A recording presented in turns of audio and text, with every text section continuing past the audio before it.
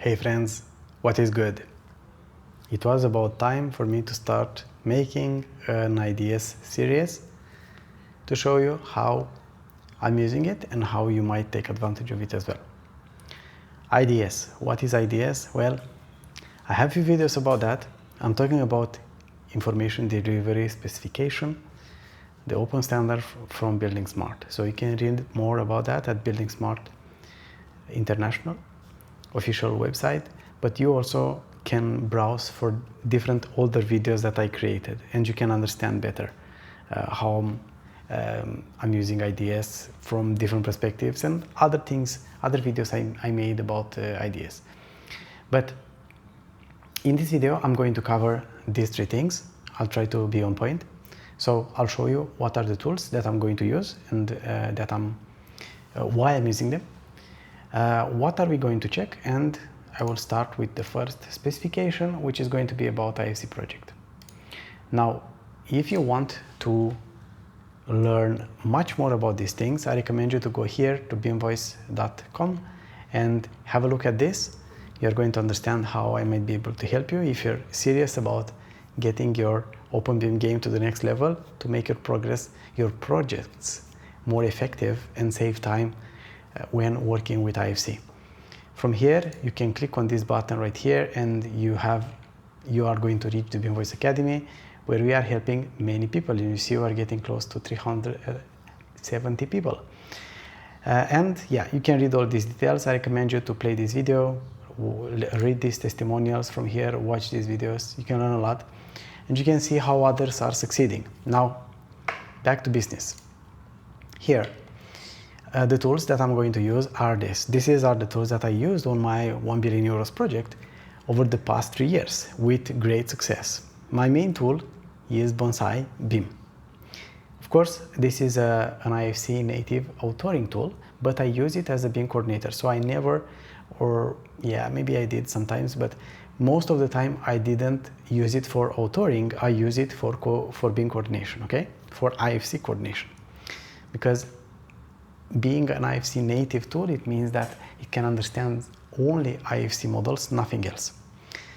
Okay, and yeah, IDS, it's the IDS tool that I'm going to use. It's a USBIM IDS editor,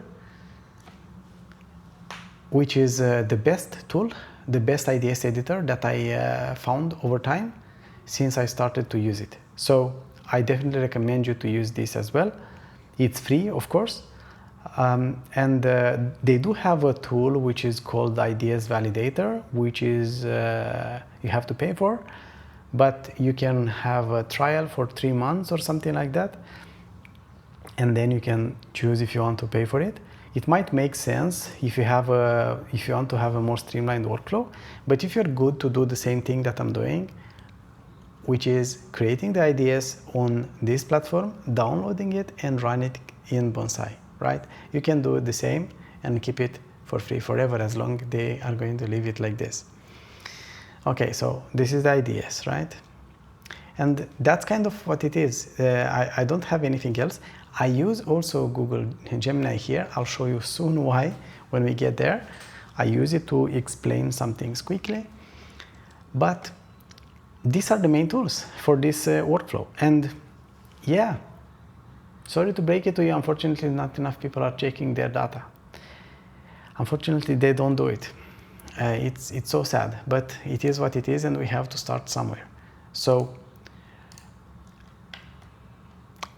that's covered, the first one. Let's go to the next point, which is what are we checking? Well, what information is important? Like I said, it's too sad that still too many people are stuck in geometry. Everyone cares about geometry. So I decided something that I will not care about geometry anymore. There are enough people who have experience and are too focused on geometry. I am focusing on the information. Too few people are talking about the information, which is needed in different phases of the project for different stakeholders. And this information can replace drawings, for example, or other kind of documentation if it's put it in the right place in the model, which can play a role like a database. So How do I know that? Well, like I said, for the past 3 years, I've been building projects. I've been working for a general contractor, and our teams have been building the project without drawings, mostly without drawings. We still have drawings, but most of the documentation has been only models, which is for reinforcement, for concrete, for pipes, for everything, for electrical. So it's possible, right? You just have to write the proper workflows and the proper approach and the trainings and the platforms and everything, right? But it's possible and it's doable, and you end up with such an amazing, better asset, a digital asset, not just a PDF in the end. Okay, enough of that. Now, what we are checking, I'm not going to make a full list. I will just mention a few things that come to my mind. And there are a few things, a few use cases, right? I'm going to focus on the things that are more relevant for most people. So what is important in a model?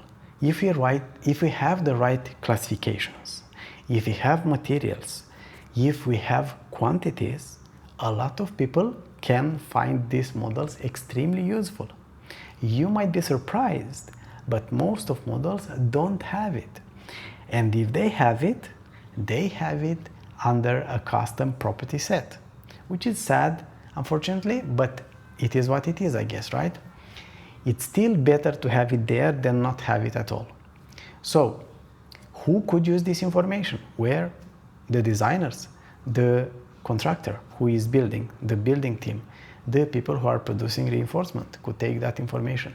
Everyone who needs to do quantity takeoff, to estimate a project, to order materials, to do whatever, right? To do planning. There are so many things, right? Everything relies on this. Carbon footprint calculations. How are you going to do that if your model doesn't have the details needed for that, like quantities, materials, and whatever else is needed? Yeah, like common sense, okay? I'm not going crazy here. Of course, there is also critical information for the client, for the people who are going to operate and maintain this project. Where is that data, right? I will not go there because I'm not an expert on that topic, okay? But as I mentioned already, this list that I mentioned is relevant for almost everyone using the models, okay? Everyone wants to know the quantities they are dealing with and what is the thing they are dealing with, right? That's why we need proper classification. That's why we have to classify properly these objects, these elements. And yeah, to have the proper materials and everything, right? All right. That being said, now I'm going to start with something that not many people pay attention to. IFC project. Unfortunately, I have to make a confession first. I don't think I ever, on any project I worked, which is over 3 years now, 3.5 years, I guess, soon, but yeah, let's say over 3 years, I got to see a proper IFC project name or IFC project data on a project, on an IFC model. And that's very sad. Why? Because I dealt with hundreds of IFC models. It's very sad because yes, the file has a file name. So that file name is addressed somewhere. Somebody has some responsibility for the file name, but not for the data inside the file, which is sad, right? Isn't it? Now, why I'm saying that? Imagine you get a drawing that instead of having the proper name defined by the, I don't know, the document overview file, it has a name that doesn't make any sense, or project 123, or something that is just auto-generated by the tool that is exported from the IFC model. Would you accept that? Pause for a second and ponder on that. I strongly believe you are not going to accept it, and your client is not going to accept that, right? Just name the file wrong and you are going to signal to get some alarms, some alarm bells off, right? So why are we so ignoring so much the project data? Because it's not so important, right? Let's say. is not critically important. That's true, right? But it should be as important as the file name, if you ask me. So I want to start with that. I didn't mention it in the most important things, but it's still like, if you are creating this, you should have some self-respect and you should do it anyway, okay? And we start with that. What do I want to check? Let's see what we are looking at, right? I have here a sample model from StatsBig, some older files, I think 3, 4, 5 years old. We see that this was saved in 2022, so yeah, January, so 3.5 years. I'm not sure if it's not older, but yeah, which is, yeah, it's a building. It has some things here. It has a spatial decomposition, and we see the famous project name 1, 2, 3, 4, 5, 6. Again, in this case, I'm going to focus purely on the project. I will click on this and let's look at the project information. And there are some important things that I would want to see in every project. Name, long name, description. I think these 3 are extremely important. And face could be also relevant. But most of the time we see this, which I'm very confused, to be honest. To be honest, I think, I don't know what SOD stands for. Maybe this and ordered properly should have been here at the long name. The name, it's okay because it's a project name that, yeah, it is not okay to have 1, 2, 3, 4, 5, 6, but it's usually, it has a technical name, right? Which is okay to be like technical, like some numbers with some letters, with some stuff in there. I'll show you briefly what I mean. Long name can be like this, but this, when I read this, this is like Simba 2.0 reference model. This should be in the description, I think. And this one, like, I don't know what stands for, could have been here. And the face, like reference model, which is, I don't know, maybe it could be. But yeah, of course, we have design, construction, maintenance, operation, whatever. But yeah, you get the idea, right? Like, this is mainly what we want to check. And by the way, sorry, if I was too quick, here in the object information, we can see the information that we select in the model space. In this case, I first clicked on the project name, which is right here at the top. This is the first thing at the top. And in order to select it, it's not enough just to click on it. You have to press on this rectangle right here to select container, okay? And only after that you will be able to see this information about IFC project. You want to make sure you are reading on the entity IFC project. If it's any other entity, it's not good, okay? That being said, let's look at Gemini or Gemini, whatever you want to call it. So, description is a generic attribute, let's see. Additional detailed information. It completes the name, long name, and this. And we see, I asked it to give me some good, proper naming convention. Like in this case, a name, SCH 2005-01, a short unique project code used for administrative tracking and filling. It's concise and not meant to be read by humans for meaning. So this is perfect. That's how it's supposed to be. The long name should be like this, New Central City High School. Like, this is a good long name. And then the description, a proper description, right? The project involves the design and construction of a new 2,500 student high school. The scope includes a main academic building, a gymnasium, a cafeteria, and new sports fields. This is perfect, right? What about face? And by the way, all these things that we are talking about here, they are attributes on the entity IFC project, okay?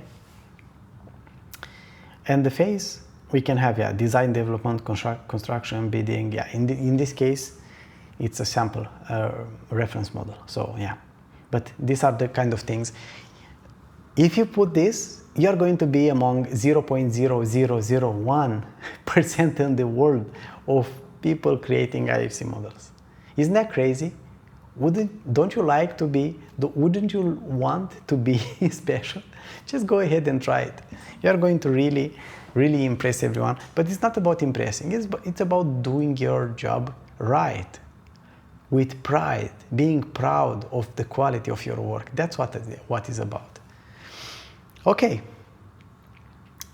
Now let's get to work, okay? Now I want to check this data. I'm going to assume some things, but first and foremost, we want to assume that we have something proper here, okay? Now, how did I get here? I think I have some videos about this, but yeah, I'm right inside the, the USBIM ARCA platform, and here I'm going to create an IDS. I will click on New Document, I will type in IDS, and I will choose it, and then I will create here YouTube. I will type it, I will call it YouTube, and it's going to be a series. This one is just the overview and the project data, then I will keep going with the other things, okay? It automatically gets the title and the file name like this, and I will create it. Right? It's a bit slow for some reason, but yeah, it works. YouTube demo, let's say, date, let's put today's date, Petru at BIMvoice.com. This is my email, by the way. If you're interested, if you need any kind of help or you have any questions, feel free to reach out to this email or ask me on LinkedIn. Version 1.0, let's say, copyright, let's say BIMvoice at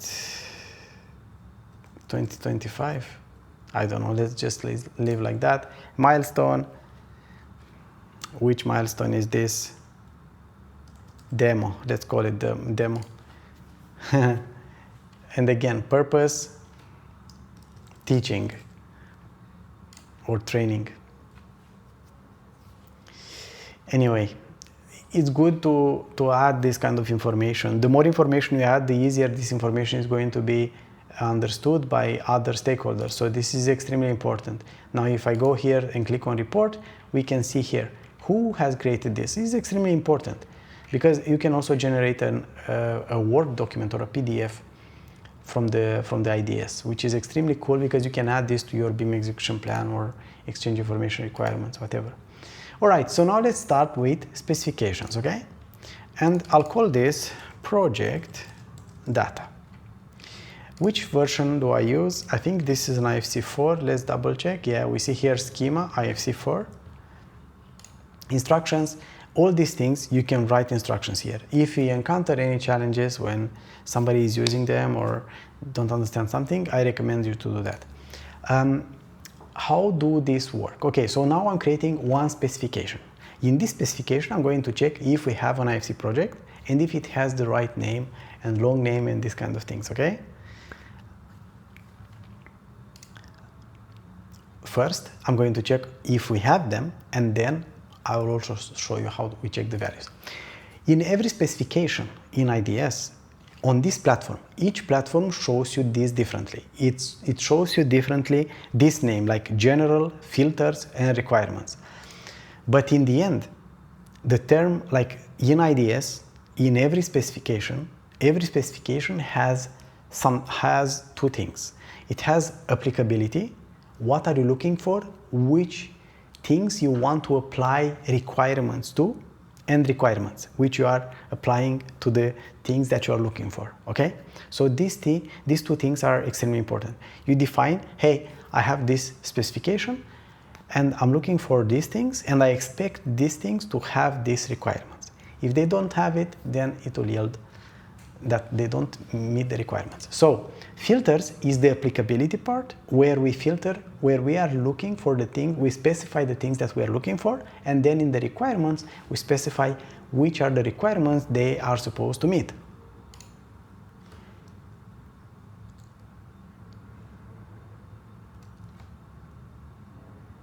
Okay, so in our case, we have 6 facets, by the way. As you can see, all of them are here, an IFC class, a part of classification, attribute, property, and material. These are the things that you can use in IDS for requirements or filters. So yeah, I'm not going to explain what a facet is in this video. I think I have some videos about that already. So yeah, please go out and go and check the other videos I have on my channel. Filter by IFC class. So I'm looking for IFC project. I'm typing in a project and we get IFC project here. Look, I really have to congratulate and thank to Aka for this tool. This is amazing. This is one of the features that I love the most, because you can just type something that you think, okay, I have project, but I don't know exactly how to type it, right? Fully. So you get this autocomplete and it shows you all these things, which is extremely important, especially like, for example, if you type all, you're going to find so many things, and standard case, elemented case wall, and this kind of things, right? So it's extremely cool. I love this. This is one of the best features. And of course, the best feature actually is that it has been reliable since even 1 year before the IDS has become official, because I started to use it almost 1 year. 10 months before it has become official, I started to use it officially in my project. And this tool has been updated all the time, at tops in 2 weeks after a new update released by Building Smart International, which is extremely crazy. And I really congratulated the team, the Aka team, for this. They are amazing. They take into consideration all the feedback they get from me, from MenoMakers and other people using the platform. So I'm not sponsored by them or anyone. This is my pure opinion. I've been extremely happy with it. And if I could use this tool on my huge project, for sure you can use it as well. I tested many others and I'm going to test more and share these videos on this channel in the future, so stay tuned for that. And I promise you, the experience completely drops off and is not as reliable as this. Like any other tool I tested is not coming even close to this, okay? All the things have been fixed by them without any issues. All right, so IFC project. Now, what I'm doing, I'm going to download this. I'm going to go and check if we get this, if we find an IFC project in our model, right? So let's see, YouTube IDS, you see it here. By the way, to run the IDS, we have to go here in quality and coordination under IFC tester. I click load from memory, meaning that I'm going to apply these checks for this model that I opened here. I want to generate an HTML report to see the report as an HTML, and I want to flag the failed entities to be able to click on them and choose them in the model. So now I'm going to click on execute IFC IDS tester, and now we see that we got nothing, not available, because yeah, the thing is, I think there was a change. Before it was not like this, but now something happened, and if it doesn't have a requirement, it will be skipped. But we see that we have one element that passed, which has been checked. So now I'm going to take it to the next level, and I'm going to take it here, and I'm going to add a requirement, right? So now I will call it, this is an attribute. I told you this is extremely important in IFC. If you look here, these are attributes, under attributes, exactly, like this is one of the best things of Bonsai, right? It tells you exactly what kind of different information is, and this is attributes, and here under there are property sets. So there are different things. It shows you, and if it has classification, it shows you classification here, and material, and so on. So you know what you're looking for. So it's so simple, right? Now I'll go back here, and I want to, it's going to have a name and is going to have a value, let's say BIMvoice, right? We try to be tricky to see if this spots it or not. Now I have to go and load again. We see I got YouTube 1 in parentheses, the later IDS, and then execute. Oh, there we go. Now when I click here, we see that actually IFC project name 1, 2, 3, 4, 5, 6, 7, the attribute value blah blah blah does not match the requirement. Oh, what is this? Did I use that? This is something wrong here. There is something wrong. Let's see. Let's see now if we change it. What I wanted to show you is that we get it wrong, okay? So we see that 0 checks have passed. Now we go back here and let's try to change this to this and save this.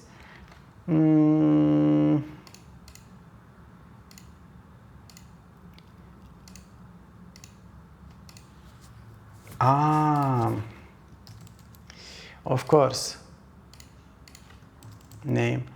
I didn't type the name of the attribute, and in this case, I know it's a bit confusing, but if you look here, this attribute is called name, right?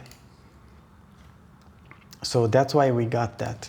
Okay, let me do it properly then, and let's change this back to, let's just add one more letter, or 1, 2, 3. Let's call this 1, 2, 3, okay? And now I download it again. And now I'm loading this one, the IDS from here. And now we see the proper, yeah, that's why we got the braces. But now we see the name shall be 1, 2, 3. So the name should be 1, 2, 3. And we see now the description is proper, the warning. The attribute value 1, 2, 3, 4, 5, 6, 7 does not match the requirement. And the requirement, it's 1, 2, 3, which is this one right here, right? We say that this is the requirement that we say, hey, this project should have the name 1, 2, 3. And in this case, it's not meeting the requirement. Now, I'm going to change this to 4, 5, 6, 7. And of course, you see me in this case creating the requirements based on the quality of the models, but there are multiple ways you can go about this. If you don't have requirements, then that's how you can do it. If you want to start with best practices for what kind of data you need in your project, and that's good. But you also have the option, if you already have requirements from your client or in your company, then you can also convert your requirements into an IDS. That would be ideal. If you don't have, then it's a good way to develop the requirements using the IDS and adding proper information, valuable information, not only things to put there that no one is going to use. So now let's go and check our YouTube tree, and now we should get a pass. There we go. Exactly like this. Now we got this one, the name, and now let's add also, we can duplicate this, and in this case, I don't want to have the name, but I'm going to look for the long name this time, right? And for the long name, if we look here, is this one. When you click there, that value is going to be copied. So if I paste it here, it copies everything. You see more things, and now I'm going to copy only this. I'll cut that and replace this here. There we go. And now the last one, we can duplicate that one, and this is the description, and I think it was SOD, right? SOD, whatever that is, whatever that stands for. There we go. And now we have our project data met, but let's do it fully, and let's add the face as well to be 100%. Okay, where is it? Here. So copy this, remove description, face, and value, reference model.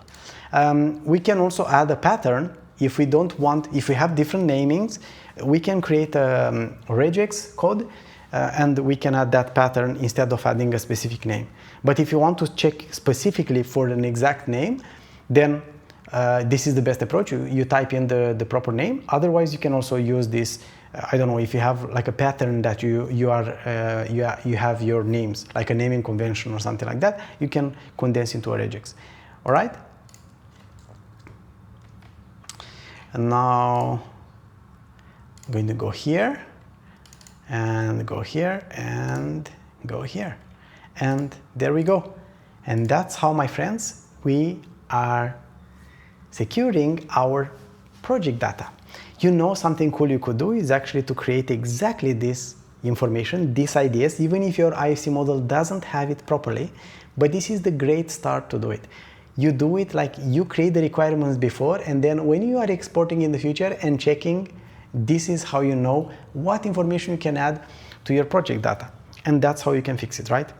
All right, that's going to be for this time. I hope you enjoyed it. And stay tuned for the next one, okay? And like I told you, if you are serious about this, don't forget to go to BIMvoice.com and start there, because there is a wealth of things that you can learn here. We have many courses on IDS and Bonsai. This is not only about IDS. We have many courses about Bonsai, about IFC schema, about exporting from Revit to IFC, about how to model, even how to model and how to produce drawings with Bonsai, how to model a bridge in IFC 4x3. Wow. Amazing courses, amazing content, and the private community where you can get help and succeed with your projects. I'm looking forward to meeting you there, and I'll see you in the next one. Have a good one. Bye.